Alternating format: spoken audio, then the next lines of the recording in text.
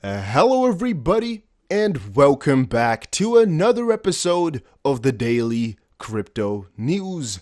I hope you guys all had a wonderful week. I mean, it's already Friday now, so the weekend is about to pop up, and I want to know from you guys, which coins do you love the most and which coins do you think will do the best over the weekend? Should we be watching ADA or Chainlink or what coin? Put it in the comment section down below and let's have a look. Alright, now the first tweet of the day comes from Michael I. Pinky. He says, one of the most important comments from Ripple, I always said it, RippleNet can connect whole payment systems, most don't get this. This is huge, boom, and then he tagged Ripple XRP. Because a tweet from Stuart XRP here was with a video attached, and it's from the Block Down conference, or I don't know exactly what you should be calling it. I don't know if it was officially a conference, but yeah, he said, when I hear people say banks aren't going to use digital assets, remember Randall Stevenson saying AT&T is never going to use IP? A bank will use a product that helps them deliver a better product to their customer if it reduces their cost and solves a real problem. And since I'm now recording on the official computer, I can finally play the sound. So let's watch this because it is very, very freaking interesting, guys. Where do you see RippleNet in 5 years? I kind of see a growth of the network to the point where so many of the payments that institutions want to make can be made on RippleNet that it's their first stop. So they want to make a payment, they're going to look to RippleNet for some way to settle it. One of the things that we've been working on is regional clearing partners, which are banks that have RippleNet connections to numerous other banks in that region. So we can, so you can sign up with RippleNet as an institution and get clearing into an entire region. We're also looking into offering other services through RippleNet, things like loans or maybe even if DeFi grows, maybe offering DeFi services to institutional partners. And I wanted to stop him right there, but he actually continued on. I wanted to state that Ripple earlier, especially Brad Garlinghouse, in one of the earlier interviews has said that this is just their first vertical. And vertical here meaning their first kind of sector, right? With the remittance payments being number one and them looking to expand as time grows. But now this was a little while ago, right? The conference and all the talks. But here he already states, and I think everybody already knows, they were planning to do loans for a very long time. And we all know loans will become most likely a pretty big thing on Ripple. And also, I mean, DeFi has been growing like crazy in popularity and in importance, and they shouldn't be left behind. So them also transitioning over into loans, and most likely a couple of others, as David Schwartz here tells us here that he's not really afraid to go into DeFi, might be another really huge thing which we have not even explored just quite or have not even thought about because it might be a second or third vertical. One of the unique things that Ripple has is we have our software in the transaction flow of all of these financial institutions and banks. So we can develop some new product or services or even something that comes from the DeFi space, and we can offer it immediately right into the transaction flow of those institutions. 45 countries that can reach. And I just wanted to state this is some different stuff, but still very important. There's multiple things here, but still, let's hear. 1 billion people. That's today.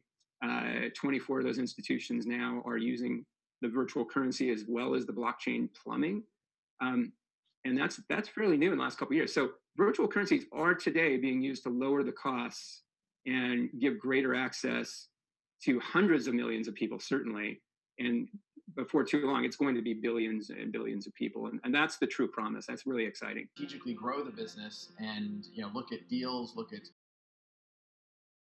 I must stop him once more right there because one of the important things he has just stated is something a lot of people might have missed, and that is how I like to value cryptocurrency.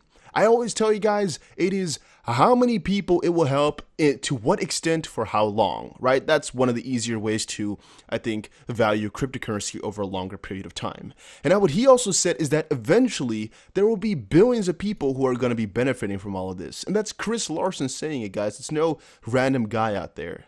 Just let that sink in. Billions of people. That's just end right there already. That's the end goal. That's why utility will only be ramping up, and also why the true value, so really the I guess the price that it should be having because of what it is going to do and what I guess the potential is and what the fundamentals are is a lot higher. Investments in potentially acquisitions in the coming months. But the way we're heading, I would think by mid 2021, we'll have, to all intents and purposes, complete global coverage. One thing to watch, we do have a great pipe into MoneyGram, which we have a relationship with, which gives us a cash payout in virtually every country in the world. And we're looking to build that up and plug that into the RippleNet network, as per my slide in the intro this year. Actually fundamentally change and improve people's lives. And we want to do it on a much bigger scope. And we know how to do that. And it's taken a while to learn how to do that, but we know how to do that. We have a game plan. And we're going to roll that out into multiple jurisdictions around the world. And we're going to escalate the speed with which we're able to do that. All right, just very positive video, very, very good vibes. All of it is true. All of it is really why, yeah, in my opinion, it's all going up. You know, there's only good things. The fundamentals are clear. The story is clear. The vision is clear. The goal is clear. It's just a matter of time. All right, now a tweet from Val Jester Locke. He says 533 is 5 plus 3 plus 3 is 11. 11 minus 1 plus 1 is 9. The rebirth month of the Phoenix XRP. Time below added up is 18. 1 plus 8 is 8. Is 9, I mean. Reverse 81 is gold. Yeah, that's basically it. So the thing here is these guys are you know, doing this a lot. You know, this type of stuff a lot. This type of gematria. And Loop here is one of the guys that's really, really heavy into the, you know, I guess bearable guy sort of talks, whereas just a lot of really, in my opinion, interesting pictures that people can attach value to themselves and get interesting stories out of. But there's a lot of people talking about this, by the way, guys. There's not just a small amount of people, there's a lot of people talking about it. And in my previous video, I kind of explained why there's quite a big connection between it all. Because I can understand, all right, if you wanted to, I guess, attach a couple of things to a couple of things, right? And if you're going to grab his statements and make something out of it. But I just don't know really if you should. And that's still a question I haven't answered, but I'm just here again thinking about it all. And I'm just sharing with you guys what I get and what I know.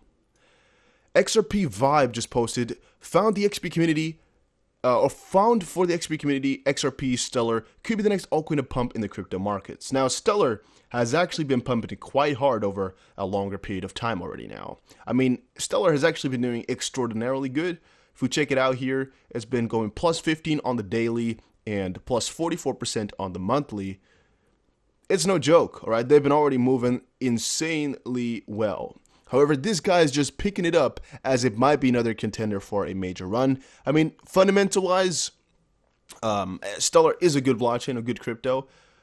However, of course, you're wondering price-wise and TA-wise, it is also looking pretty solid. It's also looking pretty good. However, it has already gone up about 16% on the day. And from now on forward, I can't really tell you what will happen, and I won't even try. Here, another one was XLM gets one positive news, and it pumps. Leo posts so much positive XRP news, he made a website out of it, and price remains the same. I just hope the early adopters don't let the frustrations get in their way of their well-deserved gold mine. So, a couple of points to that is, yes, XRP is a gold mine. It is undervalued at this point because, well, I mean, it has great fundamentals if you compare it to the rest as well, yet it hasn't gone up that much. However, with Stellar, the partnership, the severity of the partnership is in a different level, right? Because the partnership is with Samsung, and people are really, really happy and stoked about that. And thus, I understand why it would get a lot more adoption because of an announcement like that than just a random one. Ripple executive says U.S. crypto regulations to benefit from SEC/CFTC joining hands. Cryptos have managed to garner a lot of attention. In 2017-18, the ICO opened the crypto, ruled for strings of fraud and market manipulation. The SEC did their job and took a machine gun to the ICO craze, rightly so, but in doing so, they crammed this new technology into a set of rules. And in order to mend the state regulations in the country, it has been suggested that the SEC and the CFTC work together. These two federal agencies could solicit feedback from the industry and its consumer to propose an ideal framework to protect the integrity of the market and the consumers while promoting innovation. However, the lack of clarity has been proven to be costly for many projects like Abra. Abra, a crypto portfolio app, was recently issued a joint fine by the SEC and CFTC for selling equity-linked synthetic swap products to customers using their crypto holdings. As per reports deemed illegal, the federal bodies levied $300,000 in penalties on the application and forced the company to discontinue the swap feature. Basically, here they're saying it's going to be a lot more clear, it's going to be a lot more obvious exactly what's going on, which is the point of all of this. And here it's according to Ripple's general counsel Stu Alderoti. Yeah, that's who it's coming from. But in my opinion, it's really a 50-50. To a certain degree, it's really, really good, them joining hands, because everything's going to be clear. On the contrary, it's going to be a lot more difficult, you know, and things become a lot more strict.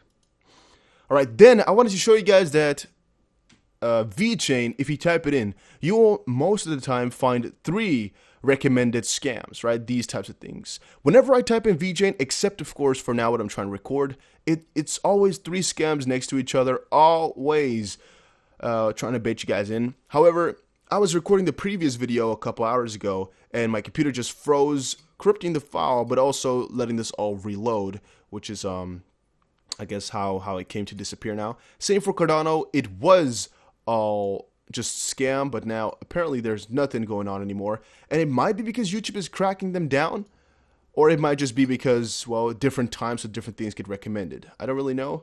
If you just type in VeChain, let's see here, or if we go to the video section, no, it's just one is a scam right now. Again, it's a little bit crazy how that all goes and how it keeps changing. Let's see if we go to video now.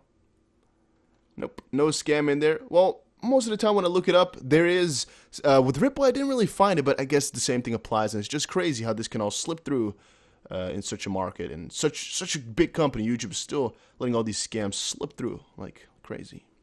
All right, this is what we'll talk about later today, guys. A lot about Chainlink. I have a lot coming, or maybe I've actually already talked about it, depending on what type of way I'm going to do these videos. Then XRP price analysis for July 17th. XRP may cost $10,000 US. Stupid title, but I mean, I can't judge him because it's a little bit about the stuff that we do as well, right? However, I still find it a little bit strange to even grasp the fact that it might get to $10,000 per coin. You know how rich people would be then? And that always makes me think about whether or not it's really possible. And yeah, I'm not going to say it is or isn't. I'm not the one to judge right there for those types of things. I'm just waiting it out to see. And as a lot of you guys say in the comment section, let's get to 50 cents first, let's get to $1 first, and then we'll see further. And I guess I'm going to have to stick with that opinion for right now. And then another article here, why we failed to give away 55 billion XRP, Ripple's $1 trillion man.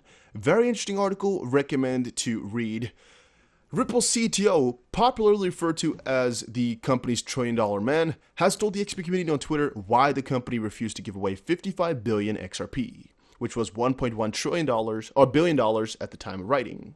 During a conversation with former XRP enthusiast Tiffany Hayden, who said Ripple originally had the mind of giving away $55 billion, but the company failed to do so without giving any explanation to the community. Now, I think this part, of course, is 55 billion XRP, not dollars, by the way.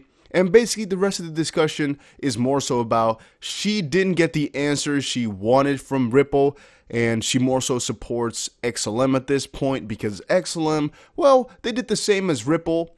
I mean, it's the same founder, but she said also that the Stellar Development Foundation burnt their 100 billion XLM because they felt it was too much for them. Now, I find that a very difficult discussion to have here because, well, it's also founded by Jim McCaleb, who's not afraid of making a lot of money with crypto. And I mean, you remember when I used to be a big Stellar fan? Well, a lot of that changed back when they did the big burning of their supply.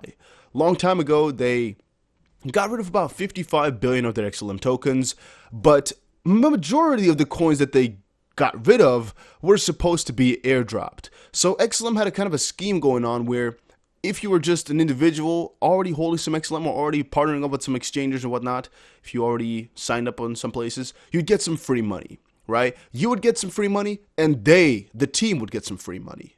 However, what they did is, out of all the money that you and I were supposed to get, yeah, they cut about almost a lot of that off. And what they were supposed to get, they just caught a little bit off. They still, I think, got like the majority of that. They just cut off mostly of what was going to be spent. You can just look it up somewhere about exactly how much of their part was taken off. But I just found those numbers all ridiculous and stupid. I was like, well, if you're going to cut it all off, take off all that the team is going to get from now on forward, because they already had enough, right? They already had a couple billion extra XLM. I mean, if that wouldn't suffice, then what the frick are you doing, right? But again, I guess the same can be said about Ripple. And I mean, they did not cut any at all. They just kept it all, which might even be stupider. Yes, I can understand where you're coming from at that point. However, rather than giving away the tokens, Ripple in 2019 locked them up instead of just burning them. And yeah, I guess that's the big discussion, big situation. However, that's just what you prefer, right? Just getting rid of them altogether, or keeping them in holdings where you can still utilize them if you wanted to. It's again a matter of priorities, or it's just about what you want to do with the money. In the end, there's no real thing that's significantly better, right? They both have their disadvantages. They both have their advantages. And I also don't really know exactly what part he said, David Schwartz here, about that they failed to do so. Maybe just they didn't want to. But yeah, also if they were to give it away right now, it would really hurt the price, I think. On the contrary, with Stellar, it didn't really hurt the price when they were giving money away either. So I don't know. But yeah, that's just my thoughts, guys. Hopefully you all enjoyed it. If you did, make sure you press the like button and subscribe. And I will definitely see you guys again in another crypto video. Again, don't forget to comment down below the answer to my question as well. And make sure you follow 5 Minute Crypto and the others as well.